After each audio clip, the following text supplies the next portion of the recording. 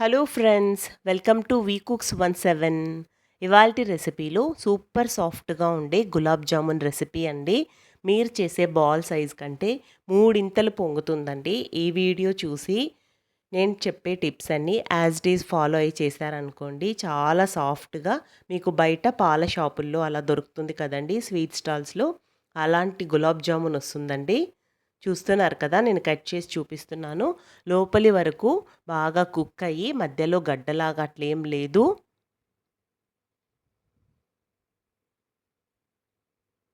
చూడండి, లోపలి వరకు షుగర్ సిరప్ అనేది బాగా అబ్జార్బ్ అయ్యి చాలా టేస్టీగా ఉండే గులాబ్ జామున్ వస్తుందండి. సో ఎక్కడ స్కిప్ చేయకుండా చూడండి. ఇంకా లేట్ ఎందుకండి, మనం వీడియోలోకి వెళ్ళి చూసేద్దాం ప్రాసెస్ ఏంటో. ఇక్కడ నేను 500 గ్రామ్స్ గులాబ్ జామున్ మిక్స్ తీసుకున్నానండి, ఎంటీఆర్ వాళ్ళదే. లోపల మాయిశ్చర్ వల్ల కొద్దిగా గడ్డలనేది ఉంటుంది కాబట్టి మనం ఎప్పుడు జల్లించి తీసుకోవాలి. జల్లించేటప్పుడు కొద్దిగా మనం చిటికెడంత వంట సోడా వేసుకొని మనం జల్లించుకున్నామనుకోండి, చాలా చాలా గుల్లగా వస్తుందన్నమాట. నేనైతే ఎప్పుడు చిటికెడంత వేసుకుంటానండి, మరి ఎక్కువేం వేసుకోను.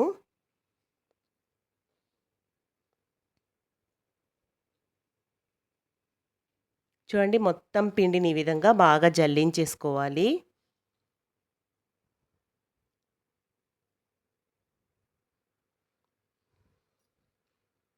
బాగా జల్లించేసుకున్న తర్వాత 500 గ్రామ్స్ మనకు ఈ పౌడర్కి దాదాపుగా 400 ml వరకు మనకు పాలనేది పడుతుందండి. కొద్ది కొద్దిగా పాలను వేసుకుంటూ మనం కలుపుకోవాలి. కలిపేటప్పుడు ఒక్క స్పూన్ పిండిని పక్కకు తీసి పెట్టుకున్నాం అనుకోండి, ఇన్ కేస్ ఎమర్జెన్సీగా మనకి బాగా లూజ్ అయిపోయినప్పుడు, మనకి తడి తడిగా అనిపించినప్పుడు, లేదా చేతులకి కొద్దిగా పొడి పిండిని చల్లుకోవడానికి ఈ పిండి అనేది యూజ్ అవుతుంది. అవసరం లేకపోతే మనం కలిపేసుకోవచ్చు. ఎందుకంటే కొందరు లూజ్గా అయిపోయిందని చెప్పేసి మళ్ళీ మైదా కానీ గోధుమ పిండిని కానీ వాడుతూ ఉంటారు. అలా వాడితే గట్టిగా వచ్చేస్తాయన్నమాట. అందుకని ఇదొక టిప్ అన్నమాట. కొద్ది కొద్దిగా పాలను వేసుకుంటూ మీరు బాగా పిండి ముద్దలాగా ఈ విధంగా దగ్గరికి వచ్చేంత వరకు కలుపుకోవాలండి. దగ్గర నాకు 350 ml వరకు పాలు పట్టింది. కొంచెం నెయ్యి తీసుకొని నేను ఇక్కడ 2 భాగాలుగా చేసుకున్నాను, సాఫ్ట్గా చేసుకోవడానికి వీలుగా ఉంటుందని. మరీ ఎక్కువ ప్రెషర్ ఇవ్వకుండా చపాతీ పిండికి ఇచ్చినట్లుగా కొంచెం మీడియం ప్రెషర్తో సాఫ్ట్గా పిండి అనేది కలిపేసుకోండి. కానీ కొద్దిగా అయితే కలుపుకోవాలండి. అస్సలు కలపలేదనుకోండి లోపలంతా అలానే ఉండిపోతుంది. 20 నిమిషాల పాటు మూత పెట్టి పక్కనుంచేసేయండి. ఈలోపు మనం మిక్సర్ జార్ తీసుకొని ఒక 4 యాలక్కాయలు, కొద్దిగా చక్కెర వేసి పొడి చేసుకోవాలి. 500 గ్రామ్స్ ప్యాకెట్కి 2 కిలోల వరకు చక్కెర యూజ్ అవుతుందండి.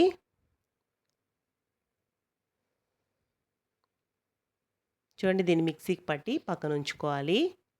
2 కిలోల చక్కెరకి 2 లీటర్స్ వాటర్ వేసుకొని మనం జీరా చేసుకోవాలండి. గ్యాస్ పైన ఆన్ చేసేసి సిమ్లో పెట్టేసుకున్నాం అనుకోండి, మనం ఫ్రై చేసుకునే లోపు మనకు జీరా కూడా రెడీ అయిపోతుందన్నమాట. ఇక్కడ యాలకులు కొట్టిన దాన్ని నేను వడగట్టి వేసేసాను. ఎందుకంటే ఎక్కడ అది మనకు తగలకుండా ఉంటుంది మనం సర్వ్ చేసేటప్పుడని.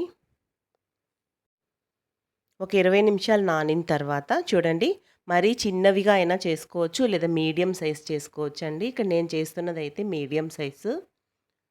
ఎందుకంటే ఎవరికైనా ఇవ్వడానిక, నేనైతే ఇక్కడ బర్త్డే పార్టీకి చేస్తున్నాను, మా అబ్బాయి బర్త్డే ఉంది అందుకోసమని.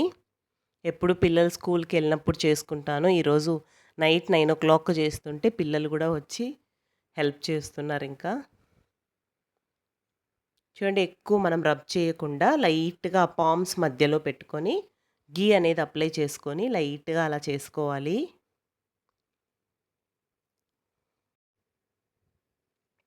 చూడండి, ఈ విధంగా మనం బాల్స్ అనేది మొత్తం పిండితో బాల్స్ అనేది చేసి పెట్టేసుకోకూడదండి. ఒక వాయికి సరిపడా మాత్రమే చేసుకోవాలి. కడాయి పెట్టుకొని ఆయిల్ వేసి, ఆయిల్ కొంచెం బాగా హీట్ అవ్వాలండి. మరి మధ్యస్థంగా ఉన్నా కూడా సరిపోదన్నమాట. బాగా ఆయిల్ వేడి చేసిన తర్వాత పూర్తిగా స్టవ్‌ని పూర్తిగా సిమ్‌లో పెట్టేసుకోవాలి.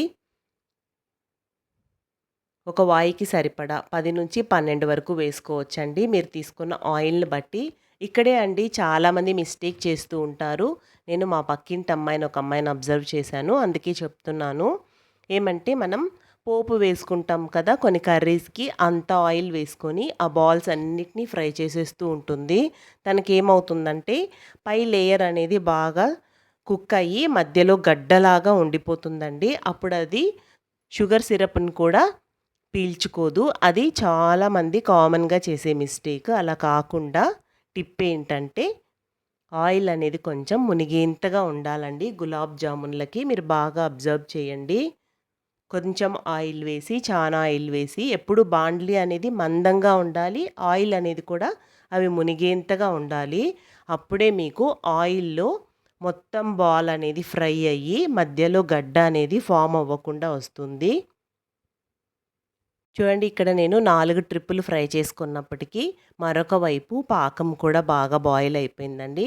జస్ట్ ఇది మెల్ట్ అయ్యి ఒక 2, 3 నిమిషాలు బాగా కుక్ అయితే చాలు. అంటే ఒక 2, 3 పొంగులొస్తే చాలు. షుగర్ సిరప్ అనేది బాగా వేడిగా ఉన్నప్పుడే వేడిగా ఉన్నప్పుడే వీటిపైన వేసేసేయండి. చూడండి ఈ విధంగా రాత్రుల్లో చేసి పెట్టేసామనుకోండి బాగా సోక్ అయ్యి మార్నింగ్‌కి మనం ఏదైనా పార్టీ కోసం అలా చేస్తున్నా సరే లోపలి వరకు బాగా పీల్చుకొని సాఫ్ట్‌గా ఉండే గులాబ్ జామున్‌లొస్తాయండి మీకు.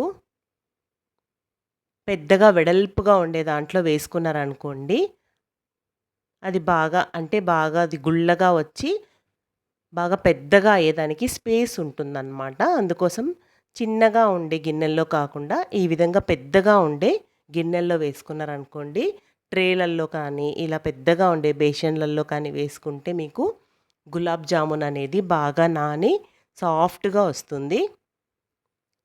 ఈ టిప్స్ అన్నిటిని ఫాలో అయ్యి మీరు కూడా గులాబ్ జామున్ చేశారనుకోండి, ఖచ్చితంగా సూపర్ గులాబ్ జామున్ వస్తుందండి.